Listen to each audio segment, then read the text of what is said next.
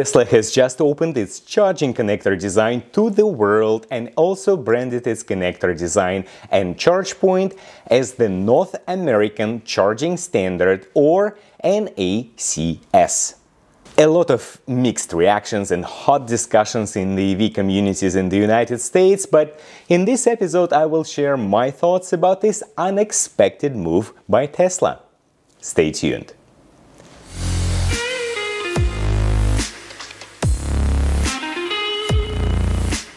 Those of you who regularly watch my episodes already know that the Model Y is my family car.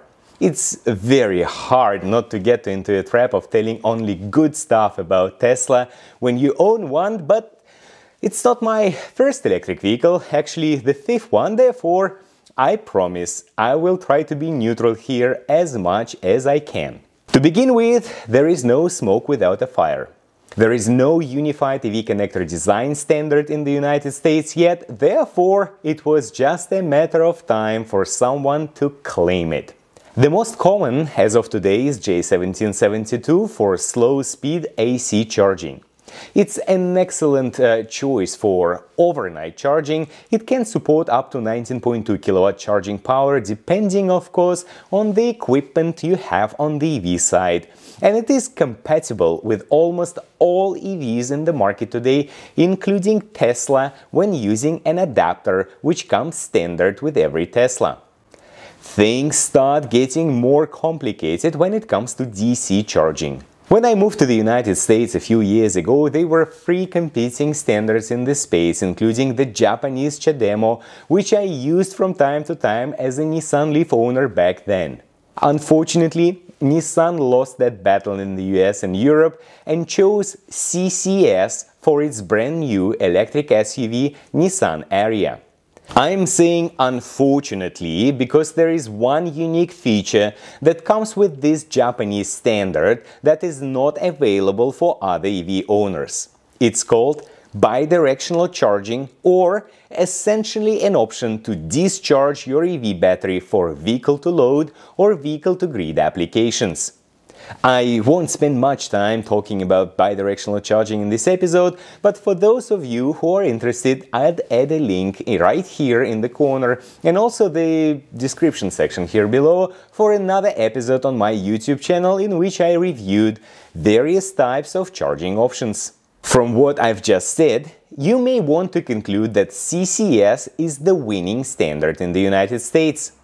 It's not that simple. CCS is two related but not compatible standards. CCS1 in the United States and CCS2 in Europe. The patent holders are German automakers, and there is a license fee associated with the use of this standard. All new non-Tesla EVs support this standard when it comes to DC fast charging. The new generations of CCS chargers can provide power up to 350 kilowatts. You would want this capability when you are on a road trip and for heavy-duty EV applications. A couple of caveats here. According to Tesla, its supercharging network has 60% more Tesla charging ports than the entire CCS-equipped public charging universe in the United States. And another problem is uptime. Recent studies show that approximately 75% of public chargers work in California at any one time. The latter obviously has nothing to do with the standard itself, but when you compare with the Tesla's 99+% uptime, it doesn't really help the standard to play a more significant role. Moreover, Tesla has twice as many electric vehicles on the roads as all other brands combined. Now, let's take a closer look at Tesla's decision to claim the throne. In Europe, the battle was clearly lost and Tesla had to adopt CCS2 for its EVs, but it looks like its dominant position in the United States may actually result in a different, more positive outcome. The question is, why now? In my view, the decision was triggered by the decision of the federal government to authorize $5 billion to build out chargers.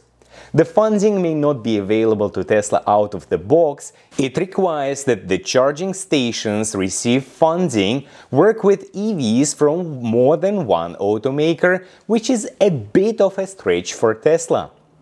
One hope for Tesla is another California-based startup, Aptera. By the way, a quick update for those of you who watched the episode about Aptera on my channel. I got more than 100 likes on it, and as I promised, pre-ordered the freewheeler. One of the features that excited me was the Tesla charging port on it. The company not just built the prototypes with the Tesla charging port, but also launched a petition for Tesla's connector to replace CCS as the new standard.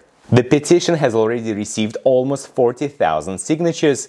I have very limited expectations for the petition actually to work, but the fact that Aptera will be equipped with the Tesla charging ports hopefully will make Tesla chargers eligible for federal funding. The truth is, the CCS public fast charging business model today is not sustainable. And partially it's because it only addresses the smaller share of the market, which without Tesla is only 30%. That's why players like EVgo decided to start adding Tesla connectors too. Actually, thinking about it, if Aptera didn't choose its charging port strategy, public charging networks should have picked a new EV maker and subsidized Tesla charging port integration to be able to access federal funding. Tesla's decision to open its connectors and charging port design will clearly facilitate introduction of Tesla connectors in DC chargers and public charging networks, but may also trigger introduction or transition to Tesla connectors of new EV companies. Just think about it. What if Rivian and Lucid were compatible with Tesla's superchargers? It would have definitely made these new EVs more attractive for customers, and not just because of the Tesla supercharging network coverage and uptime, but also because of its technical specs. The Tesla connector is a smaller, lighter, and more elegant solution. It actually does the job of both AC and DC charging, and it doesn't have moving parts. We've also learned from Tesla that it now supports 1000 volts, which should increase further charging speed. Who wouldn't want it? I wish we all lived in an ideal world driven by optimal decisions and common sense, but here we are today. Multiple charging standards and politics. The non-Tesla major US car makers have made their investment choices and most likely won't change them because of Tesla. But they shouldn't consider this move as a declaration of war by Tesla and rather see it as an opportunity to deliver a higher value proposition to their customers and accelerate transition to electric mobility. Let me know what you think in the comment section here below, and don't forget to subscribe, ring the bell. See you soon!